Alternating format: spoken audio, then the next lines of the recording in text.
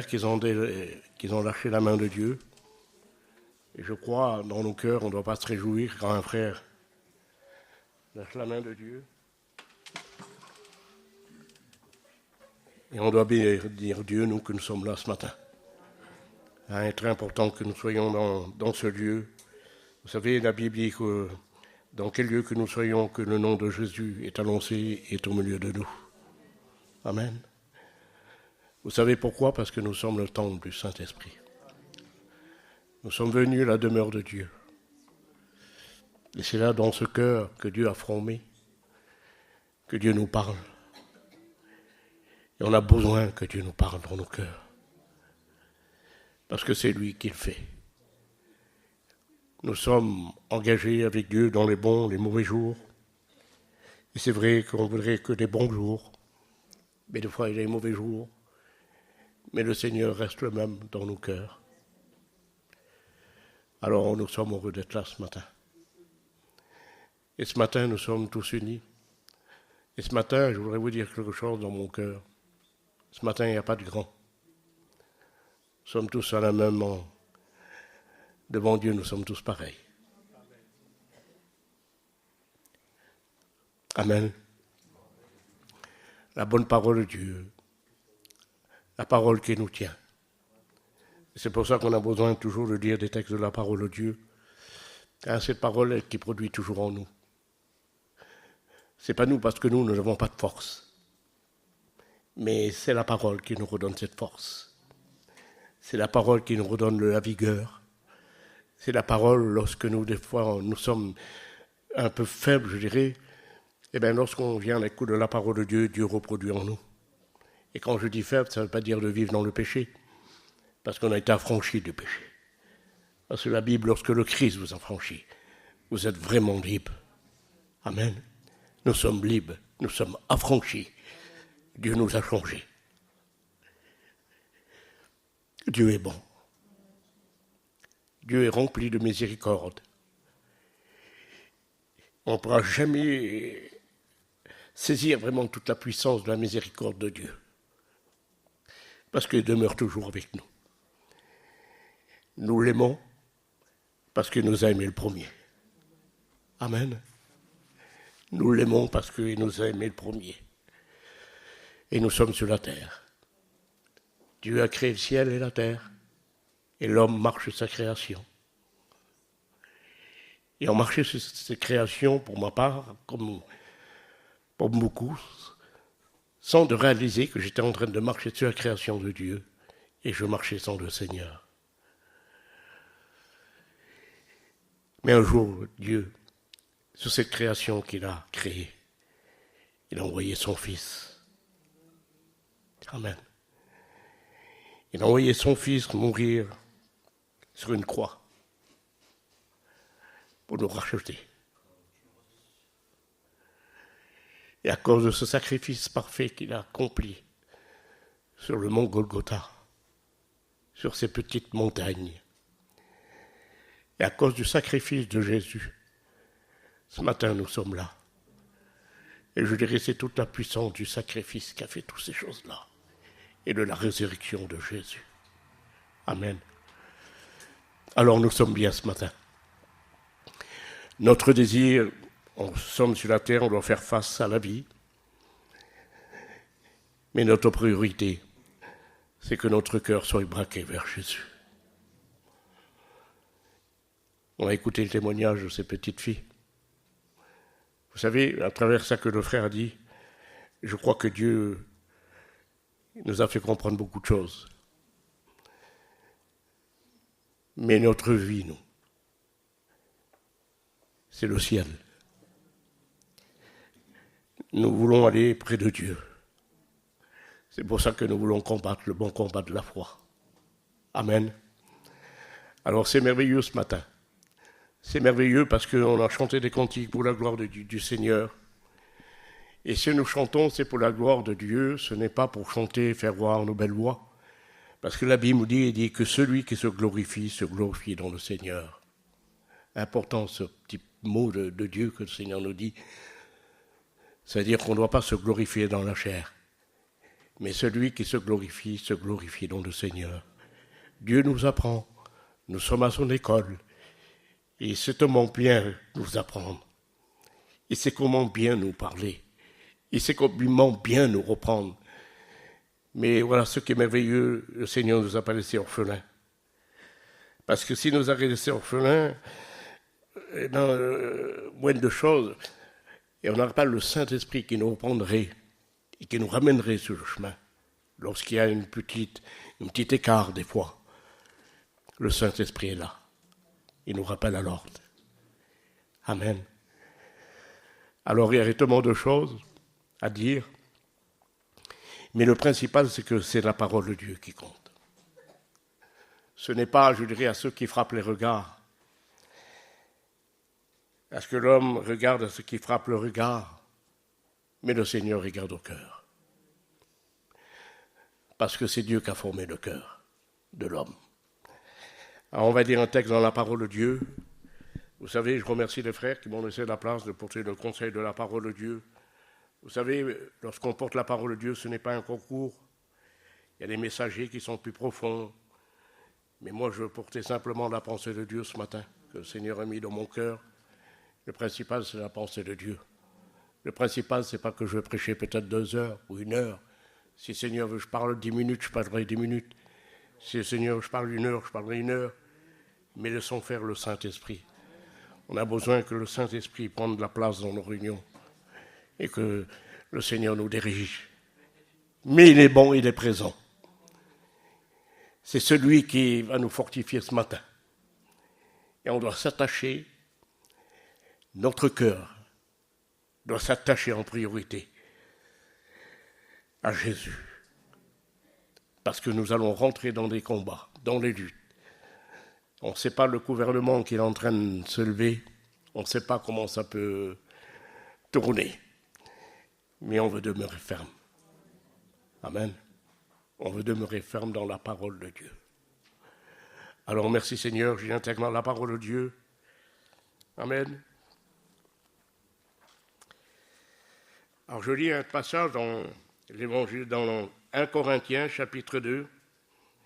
Et je fais la lecture du premier verset. C'est un homme de Dieu qui parle. C'est l'apôtre Paul. Pour moi, frères, lorsque je suis allé chez vous, ce n'est pas avec une supériorité de langage ou de sagesse que je suis allé vous annoncer le témoignage de Dieu. Amen. Il dit, ce n'est pas avec la sagesse de langage que je suis venu vous annoncer le témoignage de Dieu. La chose la plus importante pour Paul, ce n'était pas son langage qui était très important pour lui, d'annoncer le témoignage de Jésus. Ce n'est pas, je dirais, avec notre sagesse qu'on veut annoncer le message de la parole de Dieu. Enfin que le Seigneur, c'est ça qui veut faire comprendre l'apôtre Paul, ce n'est pas le langage humain, ce n'est pas, je dirais, ce que l'homme, avec un langage, parce qu'aujourd'hui il y a des hommes qui ont un très beau langage, un très beau vocabulaire, je dirais, tellement bien expliquer des choses, et lorsque même, je dirais, même dans, je demande pardon à Dieu si je veux dire, faites attention lorsqu'on parle de Jésus, avec peut-être on peut prononcer, je dirais simplement avec notre langage, mais ce n'est pas ça que Dieu nous demande. Ce n'est pas ça que Dieu nous demande, d'avoir un vocabulaire, d'expliquer vraiment ce que le Seigneur veut, c'est qu'il y ait la démonstration de l'Esprit en nous, par la puissance du Saint-Esprit. Voilà le véritable langage d'un enfant de Dieu. Amen. Parce que dans un langage humain, dans des belles paroles, en croyant qu'on fait la volonté de Dieu, on peut faire mal à des frères. Amen. Et le Seigneur nous fait comprendre que dit, c'est pas avec une supériorité de langage que je veux venir témoigner, d'apporter le témoignage de Dieu. Amen. Le témoignage de Dieu, lorsqu'on doit parler, il faut qu'on soit animé, je dirais, de la puissance du Saint-Esprit pour parler à un frère qui l'a peut-être tombé, un frère qui a eu peut-être des combats dans la semaine. Eh bien, c'est avec le langage spirituel que tu dois reprendre ton frère. Amen. On doit porter la parole de Dieu avec l'aide du Saint-Esprit. Amen. Et un texte dans la parole de Dieu, il dit, puisez dans la grâce avec l'aide du Saint-Esprit. N'essayons pas, je dirais, avec notre force, n'essayons pas avec notre capacité, n'essayons pas avec notre intelligence, mais demandons à Dieu que le Saint-Esprit soit toujours avec nous, enfin qu'on puisse faire du bien, enfin qu'on puisse apporter l'entour de nous, enfin d'aider un frère dans la difficulté, dans le problème. Et c'est ça que Dieu nous veut faire nous comprendre. C'est pour ça que notre langage à nous, le langage humain, mais nous avons besoin du langage spirituel. Amen. Ce langage spirituel. Et seul le Saint-Esprit peut nous donner ce langage spirituel et de parler à nos frères avec une sagesse de la puissance du Saint-Esprit. Amen. Parce que la Bible nous dit que le Saint-Esprit prend les profondeurs de Dieu et nous les donne. Amen. C'est dans le silence qu'on doit faire l'œuvre de Dieu. Ce n'est pas dans des combats, ce n'est pas dans des conflits, ce n'est pas, je dirais, dans ce qui est contraire à la parole de Dieu, parce que notre vie, elle est basée sur la parole de Dieu. Et on doit être des aides pour nos amis, des aides pour nos frères. On doit être unis, je dirais, dans la grâce de Dieu. Et c'est le Saint-Esprit qui nous donne, je dirais, à venir s'approcher dans la puissance de la grâce de Dieu. Sans la grâce, on ne pourra jamais tenir. Il faut venir puiser à la source, à la véritable source, à cette source qui est Jésus. Amen. Alors Dieu veut nous faire du bien. Dieu nous rappelle, ce n'est pas la capacité d'un homme, ce n'est pas la capacité d'un homme, ce n'est pas la capacité d'un... je voudrais dire, c'est malheureux d'un grand serviteur de Dieu, parce que même que vous écouterez des grands messages, un jour vous se retrouverez seul dans le besoin. Mais le seul qui viendra à votre secours, c'est le Seigneur qui viendra à votre secours. Amen. Et on voit les hommes de Dieu, lorsqu'on a la parole de Dieu, lorsqu'ils ont une difficulté, ils ont parlé toujours comme ça. J'ai invoqué le nom de l'Éternel. Amen. J'ai invoqué le nom de l'Éternel. Je me laisse diriger ce matin comment le Seigneur met ses pensées dans mon cœur. C'est David qui dit, j'étais en proie à la détresse et les angoisses du sépulcre m'avaient saisi. Mais dit, j'ai invoqué le nom de l'Éternel.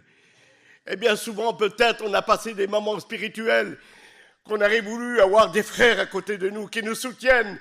Mais il y a eu ce moment qu'on était seuls et qu'on était peut-être un peu délaissés. Et nous sommes humains, le frère l'a dit, on a des sentiments humains, on voudrait bien que des frères viennent nous aider. Et c'est biblique et ça fait partie de l'Église de Jésus. Mais le plus important, c'est lorsqu'on passe dans la difficulté, si tu invoques le nom du Seigneur, le Seigneur sera avec toi, le Seigneur te relèvera, il remettra le calme dans ton esprit, dans ton âme, et c'est ça que Dieu veut. Amen. La parole de Dieu ce matin veut nous faire du bien. Parce que la parole de Dieu, c'est celle-ci, notre foi, elle n'est pas basée, je dirais, sur ce qui est visible, mais ce qui est invisible.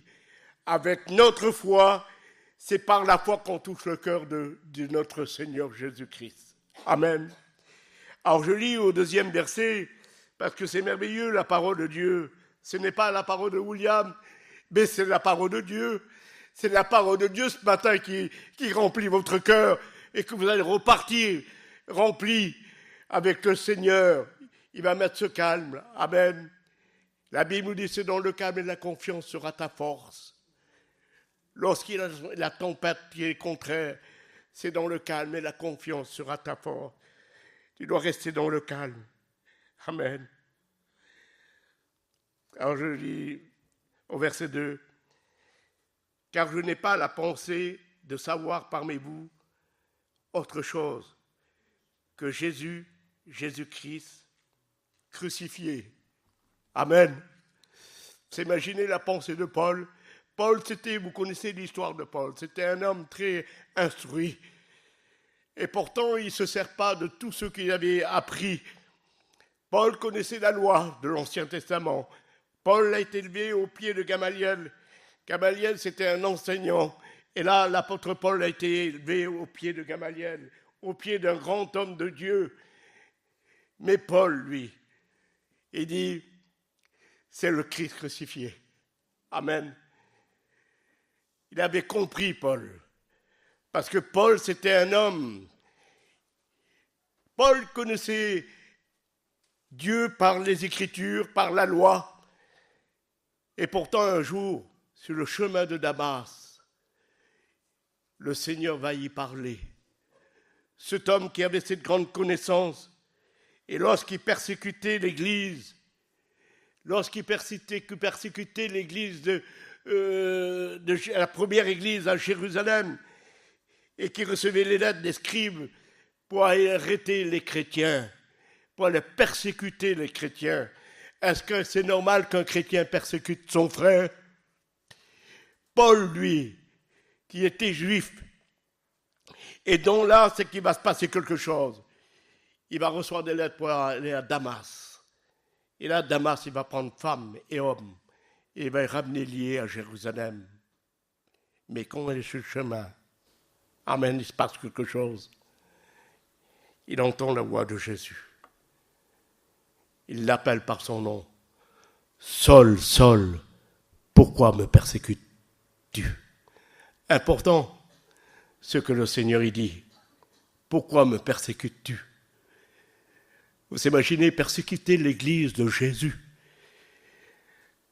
Et lorsqu'on persécute un frère, mes frères, mes sœurs, Dieu n'est pas d'accord.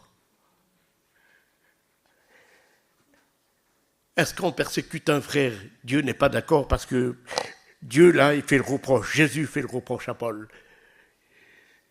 C'est à moi que tu me persécutes. Et le Seigneur le brise. Voilà, Paul devient un véritable disciple du Seigneur, un vrai chrétien. Amen. Paul, amen. Il aimait vraiment l'homme de Dieu. Il avait vraiment compris. Il avait compris vraiment la puissance de la grâce. Que malgré qu'il connaissait la loi, malgré qu'il connaissait, je dirais qu'il connaissait tout, mais il a expérimenté la puissance de la grâce. Et lorsqu'on a expérimenté la puissance de la grâce, je dirais, on ne peut pas persécuter son frère. Amen. On doit faire du bien à son frère. On doit l'aider. On doit venir à son besoin. Amen. Alors, le message de la parole de Dieu, c'est...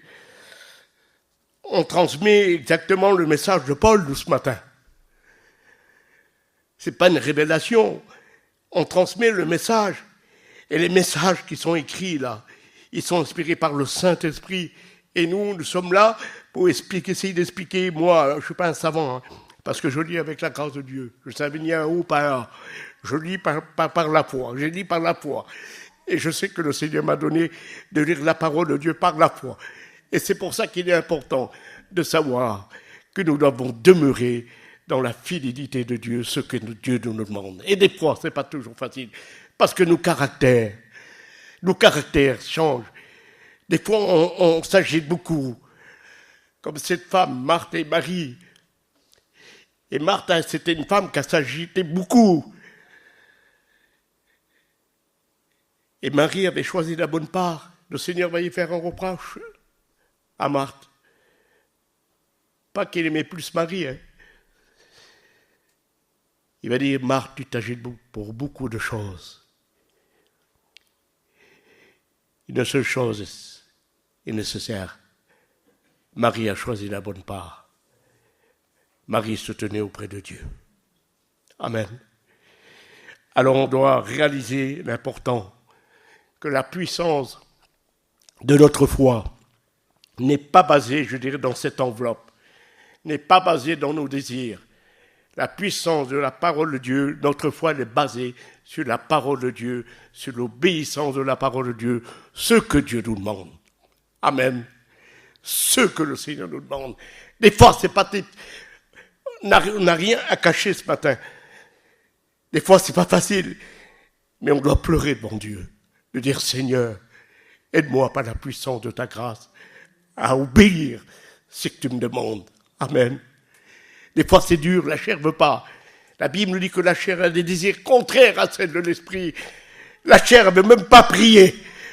Elle ne veut même pas se mettre un moment devant elle, ça n'intéresse pas Dieu. Mais ce qui intéresse Dieu, c'est ton âme ce matin. Parce que Dieu veut bénir ton âme. Et lorsque tu reçois la bénédiction, il y a des choses qui suivent. Lorsque tu reçois la bénédiction de Dieu, eh ben, tu sens la paix dans ton esprit, je dirais dans ton corps et dans ton âme. Parce que le Seigneur sait tellement bien faire. Lorsque nous sommes bénis, on ressent la paix, je dirais, dans notre enveloppe aussi. Mais lorsque nous sommes plus bénis, eh bien l'âme qui est pas bénie, l'âme est agitée, le corps est agité, notre esprit est agité. Mais notre foi est basée sur la parole de Dieu. Alors Seigneur, je veux rester humble devant toi. Amen. Parce que la parole de Dieu nous demande à l'obéissance, d'obéir au Seigneur. Alors la parole, c'est la parole qui a la priorité sur nous. Amen. C'est elle qui a l'autorité. Le texte, il dit, Jésus, qu'il a tout pouvoir sur toute chair. Il a le pouvoir sur notre chair. C'est lui qui a le droit. Ce n'est pas moi, j'ai aucun droit sur vous, mais le Seigneur a le droit. Le Jésus de miséricorde, il a le droit. Alors cette parole de Dieu, qu'elle est merveilleuse. Alors vous savez, notre foi, elle est basée. Alors vous savez que notre foi, nous avons nos missions, nous avons nos réunions, on est bénis dans nos réunions. Mais des fois, il y a des moments qu'on se trouve seul. Et la base, lorsqu'on se trouve seul, eh bien notre foi, il faut qu'elle demeure aussi. Lorsqu'on se trouve seul, il faut qu'on se mette aussi devant Dieu, de parler avec Dieu. Et quand je dis de parler avec Dieu, ça ne veut pas dire de prier toute la journée, mais d'avoir des moments de parler avec Dieu, des moments de dire Seigneur, garde-nous, garde-moi Seigneur. Je suis dans ce monde et ce monde est agité. Vous avez vu quand vous prenez la voiture, vous n'avez pas vu les gardiens comme ils vous rentrent dedans? Vous n'avez pas vu qu'il y a des pièges partout qui vous rentrent dedans? Comment le monde est agité? Mais un chrétien, il reste dans le calme, il reste dans la douceur, parce qu'il y a le Saint-Esprit en lui qui l'habite. Amen. Nous sommes le temple du Saint-Esprit. Amen. Vous savez, Salomon, lorsqu'il va construire le temple, et vous savez comment le temple a été construit d'une façon merveilleuse, le temple. Mais Salomon, ce qu'il va mettre dans le temple, ce qui va faire la valeur du temple, c'est qu'il va mettre l'arche de l'alliance. Amen. Et lorsqu'il va mettre l'arche de l'alliance dans le temple, il va appeler tout le peuple et puis il va lever les mains vers le ciel, dans la présence de Dieu, et puis ils vont louer Dieu. Amen. Le temple sans l'arche de l'alliance, ça ne servira à rien. Et nous sommes le temple du Saint-Esprit. Le Seigneur a déversé son Saint-Esprit en nous. Le Saint-Esprit qui nous conduira dans toute la vérité. Alors je lis le chapitre 3, le verset 3.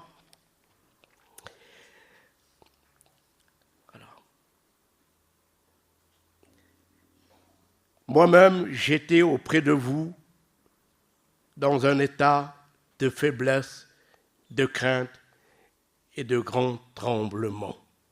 Amen. J'étais auprès de vous dans un état de faiblesse et d'un grand tremblement. Amen. Et je voudrais vous dire qu'on doit trembler devant la parole de Dieu. On doit dire, Seigneur, la Bible dit dans Proverbe, la sagesse de Dieu, lorsqu'un homme reçoit la sagesse de Dieu, c'est la crainte de l'Éternel dans son cœur. On doit craindre du Seigneur. Pas crainte qui va nous punir, mais d'avoir une crainte, le respect pour lui. De dire, Seigneur, j'ai tant besoin que tu me formes. Amen.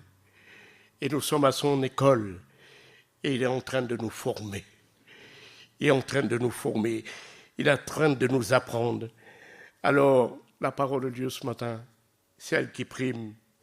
C'est elle qu'elle est notre forteresse. Elle est notre forteresse contre l'ennemi de nos âmes. Et lorsqu'on ne veut pas obéir à la parole de Dieu, c'est l'ennemi qui prend, je dirais, de l'avantage sur nous, dans nos pensées, dans tout ce qu'il essaie de faire. Mais lorsqu'on demeure ferme dans la foi, de dire Seigneur, j'ai toujours foi en toi, je sais que tu es vivant, je sais que tu es mort et que tu es ressuscité, et je sais que tu es le grand pasteur dans Hébreu qui a traversé le ciel, qui est le grand sacrificateur à perpétuité, notre Seigneur Jésus. Il s'est assis à la droite du Père. Amen. Et il est présent au milieu de nous. Et notre version, il dit, il est le grand sacrificateur, le grand berger. Amen. Le grand berger. Le berger a donné sa vie pour ses brebis. Il a donné sa vie pour chacun d'entre nous. Alors, dans la parole de Dieu ce matin, c'est la base de notre vie. C'est la base de notre vie chrétienne, d'obéir au Seigneur et de s'y forcer. Même des fois que ce n'est pas facile. Parce que lorsqu'on prend des coups dans la chair, ce n'est pas facile. Mais il faut la faire taire, tant pire. De dire, Seigneur, ça me coûte. Ça me coûte. Mais lorsqu'on a une vie avec Dieu et qu'on veut plaire à Dieu, le Seigneur, c'est celui qui t'aidera. Alors on veut que Dieu nous aide. De ne pas se reposer sur notre sagesse humaine, avec nos sentiments. C'est vrai qu'ils sont là, les sentiments. Mais on veut se reposer sur la parole de Dieu. Seigneur, c'est par la foi que je te prie. C'est par la foi, Seigneur, je te demande mes besoins. C'est par la foi, Seigneur, que je te prie pour ma famille. Seigneur, tu dis que la foi est agréable à Dieu. La foi vient de ce qu'on entend. Et ce qu'on entend vient de la parole de Dieu. Sans la parole de Dieu, je crois qu'on n'irait pas loin. Mais bénissons Dieu, nous avons la parole de Dieu. Vous avez vos serviteurs qui vous annoncent le message de la parole de Dieu. Amen. Il dit obéissez à vos conducteurs. Amen. Ça veut dire le conducteur, ce n'est pas un dominateur, ce n'est pas un chef, mais vous annoncez simplement le message de la parole de Dieu. Alors, la parole de Dieu ce matin nous fait comprendre qu'on doit demeurer. Et je lis au passage, au verset 4, « Car ma parole et ma prédication ne reposent pas sur un discours persiste de sagesse, mais sur une démonstration de l'esprit de puissance, afin que votre foi ne soit pas fondée sur la sagesse des hommes, mais sur la puissance de Dieu. » Amen. Que votre foi soit fondée, non sur la sagesse des hommes, mais sur la puissance de Dieu. Et vous le savez bien, la puissance de Dieu, ça a été la grâce de Jésus pour nous. C'est toute la puissance de Dieu pour le chrétien de venir puiser dans la puissance de la grâce de Dieu. Et c'est pour ça, non sur la sagesse des hommes, non se confier en l'homme, mais de se confier dans l'Éternel, de se confier en Jésus. C'est David qui dit ça. David a passé des moments. David, c'était un homme de la même nature que nous. David, ils ont eu des combats. David, il va dire dans un passage de la parole de Dieu, il dit, je regardais à gauche et je regardais à droite. S'il y avait quelqu'un qui peut venir à mon secours. Et bien souvent, on a fait ces choses-là. On a passé d'un moment spirituel, qu'on était bas, on a regardé à gauche, on a regardé à droite, et on a vu que personne venait. Et David a dit, j'ai vu que tout était rompu et que personne ne s'occupait de mon âme. Amen. Mais il dit, j'ai invoqué le nom du Seigneur. Amen. Alors, lorsque tu passeras dans le désert spirituel, quand tu n'as personne, qu'il n'y a pas un frère, et quand je dis un frère qui ne s'y vient pas, c'est qu'il ne fait pas, qu'il ne pense pas, eh bien, il faut que tu invoques le nom du Seigneur, parce que ta foi est basée dans le Seigneur. Non sur la sagesse des hommes, non sur un beau chant de cantique, merci Seigneur, je vois qu'il chante bien.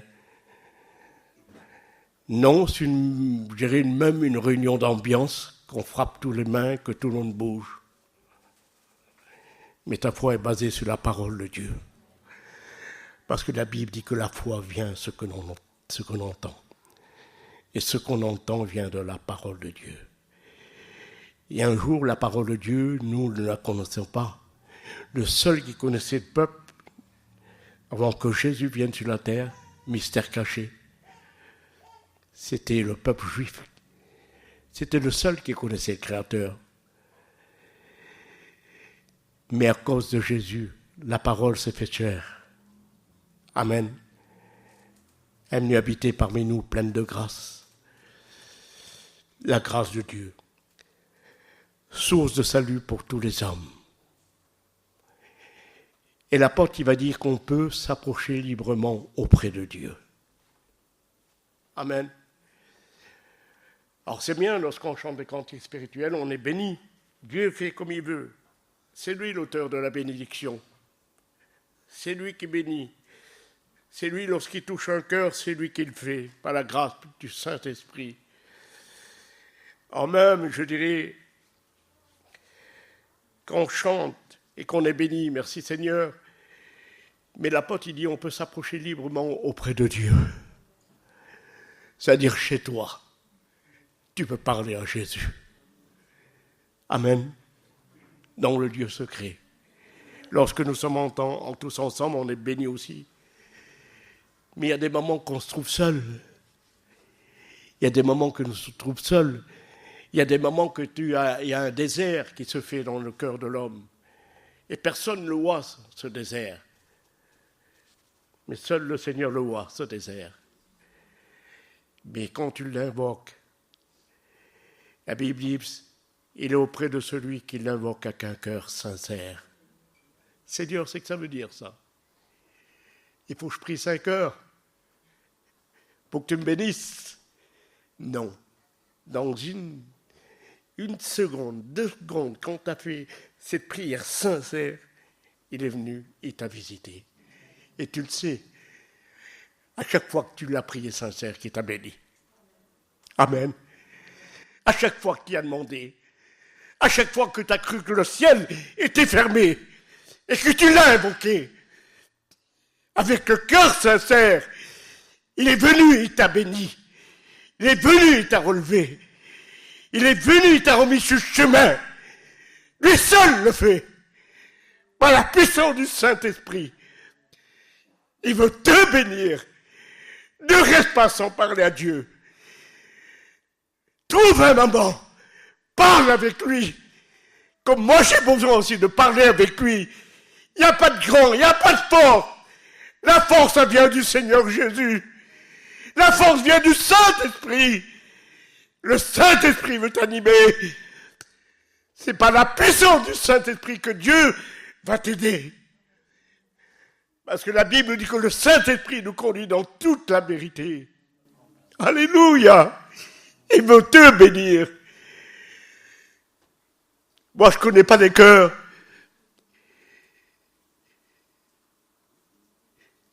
Mais c'est le Seigneur qui connaît les cœurs. Le seul qui connaît ton besoin, c'est lui.